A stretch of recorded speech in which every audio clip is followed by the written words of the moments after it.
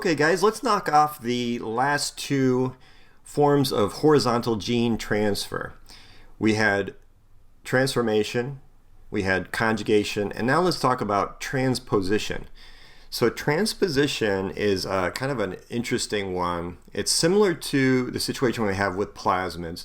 Plasmids have lots of different genes, including antibiotic resistance genes and virulence genes, and this is also true of transposons, these little pieces of DNA. And one difference is that transposons don't tend to be circular, they tend to be a linear piece, and they are able to recombine very easily into the host genome. They contain insertion sequences on either end of the linear piece, and to kind of illustrate what they're kind of like, they have a little image here on either side of this transposon, A, B, C, D, E, F, G. Now, this is just to get the point across. We know there are no nucleotides. There's A's, but there's no B's. There's no D's, E's, and F's, right? So this is just to show the a sequence of nucleotides, whatever it is going to be found on the other side of a transposon in the opposite direction. And this is pretty common to see when we find transposons. Now, here we can see what a transposon does. Those insertion sequence that it has on either end of the genetic piece are able to recombine oftentimes in two separate places on a host genome and replace what was there. All right, and this can really disrupt whatever gene happened to be in that location on the host genome. Right, it can also introduce whatever capabilities that transposon is carrying. Okay, whatever this orange and white gene happen to do are now in the genome, and they get replicated along with the cell. One of the genes that will be there oftentimes would be a transposase, which will assist in this recombination event.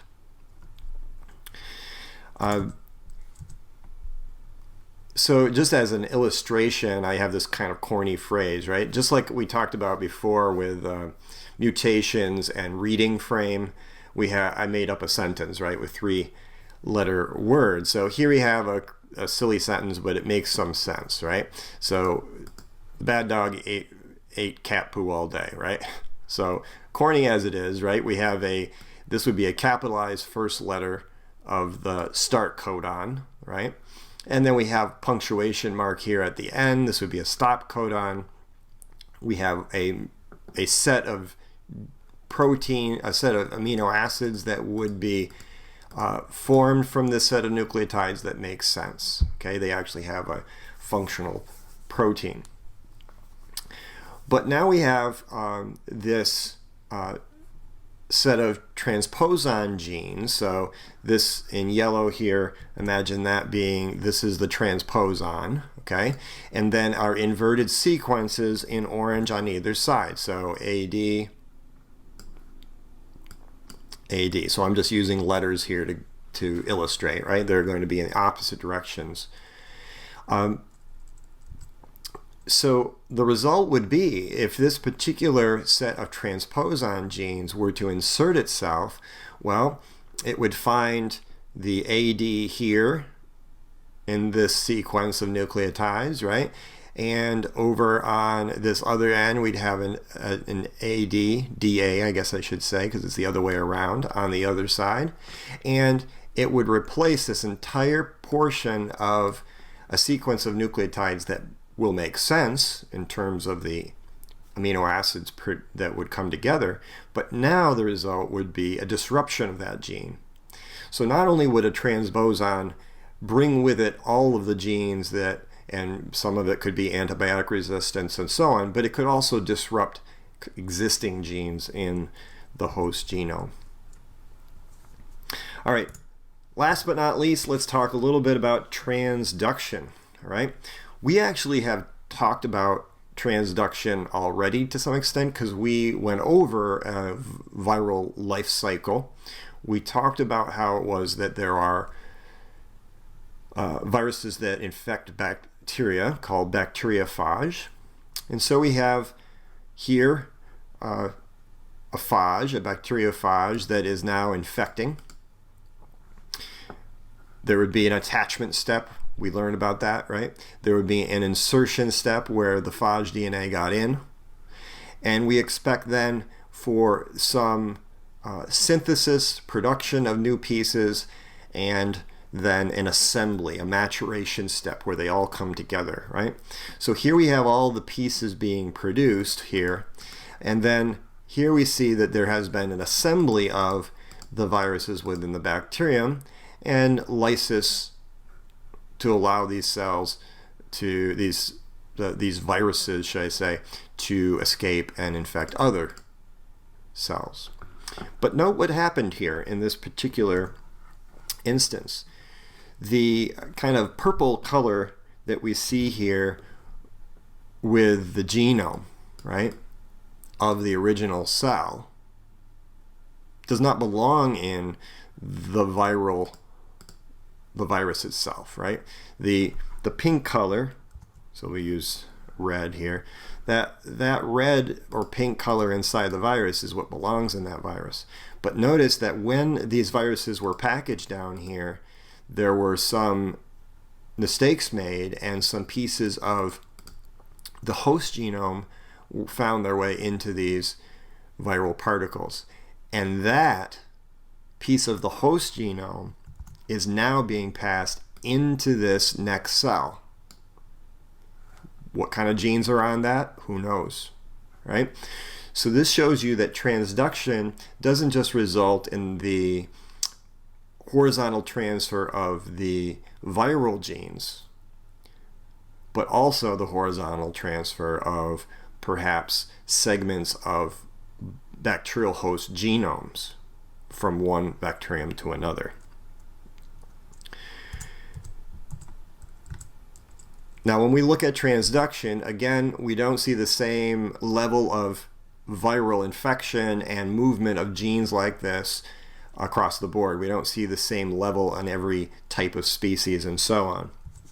We see a generalized type of horizontal gene transfer when it comes to viruses, where random fragments of host genome, of host DNA, are packaged into viruses and then go from cell to cell.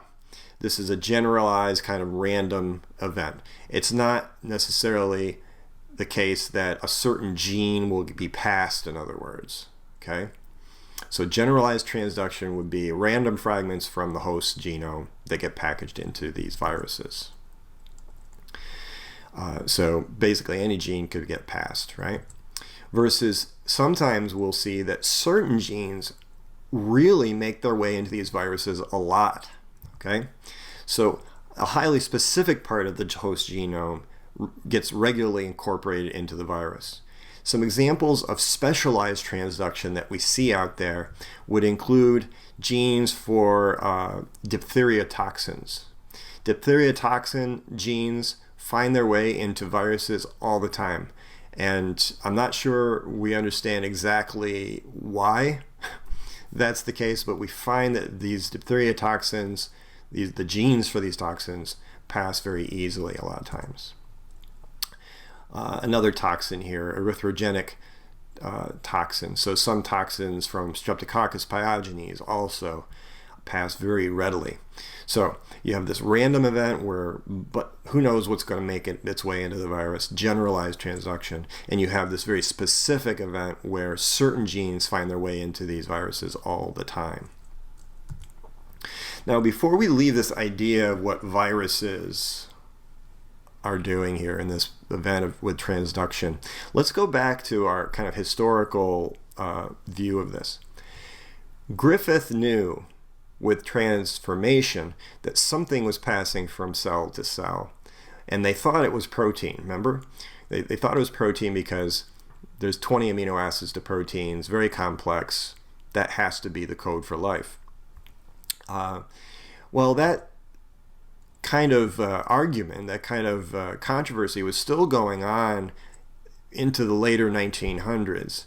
A lot of scientists, majority of scientists, thought protein was the heritable material, was the code for life. And now we're starting to see evidence that maybe it's not. Maybe it's the DNA.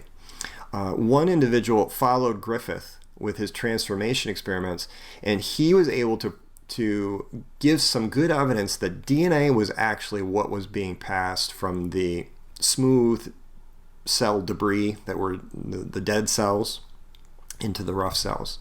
He was able, with more sophisticated techniques as the years went on, he was able to isolate the DNA from those smooth cells and introduce them into the rough cells to show that characteristic of the capsule would appear. And so that was one piece of information. Another piece of information came later in the mid-1900s with a really classic Hershey chase. These individuals did a transduction experiment. So let me just show you real quick what their experiment was. We know viruses are made out of at the least two different things: a protein coat and genetic material inside that protein coat. So we've got protein and we've got nucleic acid. Now, you should recall that there are certain elements found in proteins that are unique to proteins, and there's certain elements that are found in the nucleic acids that are unique to nucleic acids. And one of them for the proteins is sulfur, is a pretty common element in proteins. And the phosphorus, the P, right, is pretty common in DNA. Now, in the mid-1900s, people started experimenting with radioactivity, and they were able to introduce radioactive sulfur in the production of viruses. So here we have a flask where they actually use radioactive sulfur to produce the viruses that are in this flask. And one would have to assume then that the radioactive part of the viruses was going to be the protein coat. All right? So we've got protein coats all in red here. And then down below, they did another line of experiments with radioactive phosphorus. And it was known to be part of the DNA, the DNA, the nucleic acids, right? So they added some bacteria.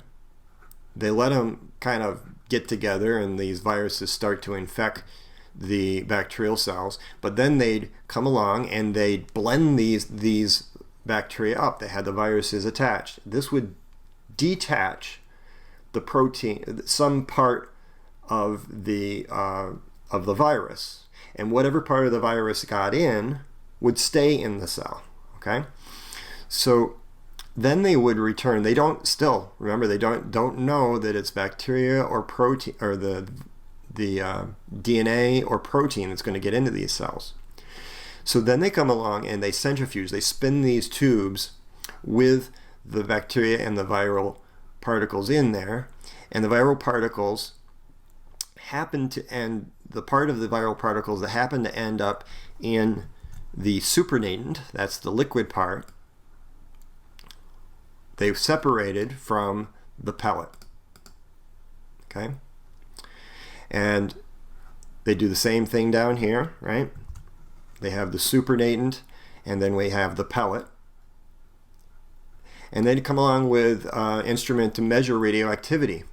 And they found that in the line on the top where they caused the protein to be radioactive, the protein was in the liquid part, not in the part that got passed to the cell, to the bacterial cells. And the line down on the bottom where they had radioactivity associated with the nucleic acids, they found that radioactivity got into the cells and the cells got new characteristics. They gained new abilities as a result of that. So this was a really key experiment, just adding to the fuel that DNA is the heritable material, and this was really convincing at this point. Some scientists that you really were set in their ways saying, no, it's got to be protein. Now they see that, oh, it's the nucleic acid part that's actually passing into the cell. Okay, so enough of that historical view on that. Let's take a break, and we'll talk a little bit about how we can use the knowledge we have as tools going into some biotech discussions. All right.